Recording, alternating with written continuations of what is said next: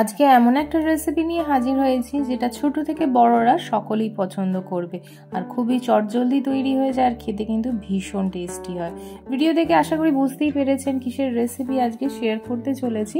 তো প্রথমতই আমি এখানে কিছু ফল নিয়েছি। আসলে কি বলুন তো, অনেক সময় ফল পড়ে থাকে, খাওয়া হয় না, বা আমার কাছে এক্ষেত্রে ছিল আঙুরগুলো খুব একটা মিষ্টি ছিল না, লেবুগুলো যেগুলো নিয়ে এসেছিল সেগুলো খুবই টক ছিল, মানে মিষ্টতাটা কমই ছিল, আর কলা দুটো একটু নষ্টই হচ্ছিল পড়ে পড়ে। তো সেই জন্য ভাবলাম যে এগুলো খুব একটা তো মিষ্টি নেই, তাই এর থেকে একটা জেলির রেসিপি তৈরি করে ফেলি। তো প্রথমতই একটা ফ্রাইং প্যানের মধ্যে এখানে আঙুর, লেবু দিয়ে দিচ্ছি, তারপরে কলাটাকেও ভেঙে দিয়ে দিলাম। লেবুর বীজগুলোকে আমি বাদ দিয়ে দিয়েছি। আমি যখন প্রথম করেছিলাম একটু ভুল হয়ে গেছিলো, বীজ সমেত দিয়ে দিয়েছিলাম, তাতে তেঁতো হয়ে গেছিলো। তো আপনারা অবশ্যই বীজটাকে বার করে দেবেন, তাতে জেলিটা কিন্তু একদম পারফেক্ট হবে। বেশ ভালো করে একটু ভেজে নিলাম তেলের মধ্যে। এবার একটু ঠান্ডা করে এটাকে কি করতে হবে, মিক্সিং জারের মধ্যে ট্রান্সফার করে দিতে হবে। যখন একটু ঠান্ডা হয়ে আসবে এটাকে আমরা একটা ফাইন পেস্ট রেডি করে নেব।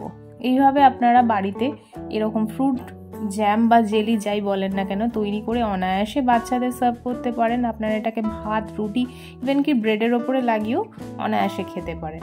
পেস্টটা করে নিলাম। এবার সামান্য একটু তেল দিয়ে দিচ্ছি, সামান্য একটু কালো জিরে ফোড়ন দিচ্ছি যাতে এটা টেস্টটা ভালো আসে।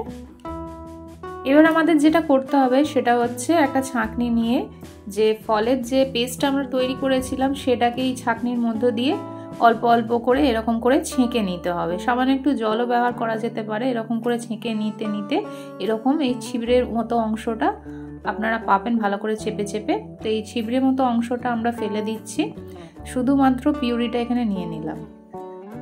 এবার এর মধ্যে সামান্য একটু ফুড কালার, পরিমাণ মতো নুন আর একটু চিনি দিচ্ছি আমি এখানে 5 থেকে 6 চামচ। যেমন আপনারা মিশ্রতা পছন্দ করবেন সেই মতো চিনিটা অ্যাডজাস্ট করবেন। খুব ভালো করে সমস্ত কিছুকে মিক্স করে নিচ্ছি। এবার এটাকে আমাদের জাল দিতে দিতে মিডিয়াম টু হাই ফ্লেমে এখানে জালটা দিচ্ছি। জাল দিতে দিতে এটাকে একদম কমিয়ে আনতে হবে, একদম 1/3 করে ফেলতে হবে। যখন একদম পরিমাণটা কমে আসবে ওর মধ্যে আমি একটু সামান্য ভাজা জিরে গুঁড়ো দিয়ে দিচ্ছি, এতে ফ্লেভারটা ভালো আসে। সমস্ত কিছু আর একবার মিক্স করতে করতে আরেকটু কমে আসবে, তখন এর মধ্যে আমি এখানে 1 টেবিল চামচ এখানে ভিনেগার দিয়ে আরও একটু নাড়তে থাকবো। যখন দেখবেন জেলিটা একটু প্যানটা ছাড়তে শুরু করবে, এরকম করে ভিডিওতে যেভাবে দেখতে পাচ্ছেন দেখবেন প্যানটা ছেড়ে যাচ্ছে, তো বুঝবেন যে জেলিটা আমাদের রেডি হয়ে গেছে। একটু ঠান্ডা হওয়ার পরে দেখুন এর কনসিস্টেন্সিটা অনেকটাই জমে এসেছে। যত ঠান্ডা হবে এটা আর একটু জমাট বাঁধবে, তো এই কনসিস্টেন্সিতেই রাখতে হবে।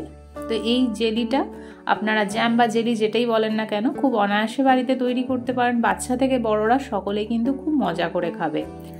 আমি দেখুন এখানে একটা ব্রেডের উপরে আপনাদের স্প্রেড করে দেখিয়ে দিচ্ছি কত সুন্দরভাবে জেলিটা সেট হয়েছে, আর এটা আরেকটু জমাট বাঁধলে আরেকটু সেট হয়ে যাবে। খুব ইজিলি স্প্রেড হয়ে যাচ্ছে। রুটির উপরে অনায়াসে স্প্রেড করতে পারেন, ভাতের সাথেও এনজয় করতে পারেন, ভালো লাগবে, অবশ্যই ট্রাই করবেন।